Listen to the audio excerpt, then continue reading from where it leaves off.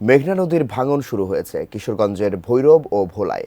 শীতের এই সময়ে আকস্মিক নদী ভাঙনে অনেকেই হারিয়েছেন বসতভিটা। নদীগর্ভে বাজার ও গুরুত্বপূর্ণ স্থাপনা বিলীন হয়ে যাচ্ছে। আতঙ্কিত ও সহায় সম্বলহীন মানুষ ছুটছেন নিরাপদ আশ্রয়ের খোঁজে। প্রতিনিধিদের পাঠানো তথ্য ও ছবিতে ডেস্ক রিপোর্ট। কিশোরগঞ্জের ভৈরবে সপ্তাহখানেক আগে থেকেই পার্শ্ববর্তী একটি রাইস মিলের ডকইয়ার্ডের জন্য নদীর পার কেটে রাস্তা বানানো ও ড্রেজারে বালু উত্তোলন করা হয়। এরপর থেকেই নদীতে দেখা দেয় ভাঙন। এর আগেও গেল 2 বছরে 3বার ভাঙনের কবলে পড়েছে এলাকাটি। ঘটেছে হতাহতের ঘটনাও।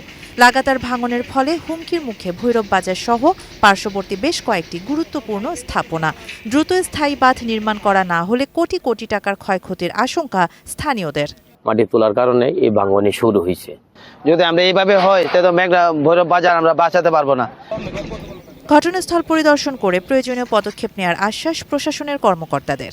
আমরা আশা করি যে অতি দ্রুত আমরা এই নদীর তীর ভাঙন রোধ করার জন্য প্রয়োজনীয় ব্যবস্থা গ্রহণ করতে পারব। এখানে যে বিষয়টা ওনারা দেখে গেলেন সেটা আলোচনাক্রমে তারা পরবর্তী মেজারমেন্ট গ্রহণ করবেন বলে আমাদেরকে আশ্বস্ত করেছেন। এদিকে ভোলা জেলা শহর সংলগ্ন শিবপুর ইউনিয়নের শান্তিরহাট এলাকায় বেড়েছে ভাঙনের মাত্রা। সহায় সম্বল হারিয়ে অনেক পরিবার বাধ্য হয়ে বাঁধের উপর আশ্রয় নিচ্ছে।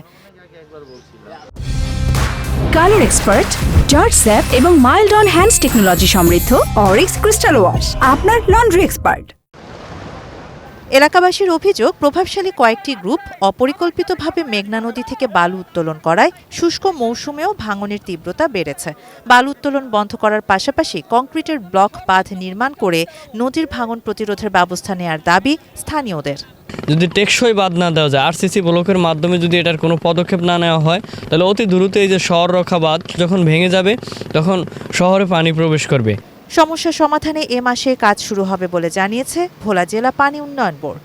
শিবপুর ইউনিয়নে যে ভাঙনটা হচ্ছে এটা নিয়ে ইতিমধ্যে আমরা অবগত আছি এবং এটার জন্য আমরা কার্যকরী পদক্ষেপ হিসেবে দরপত্র আহ্বান করা হয়েছে।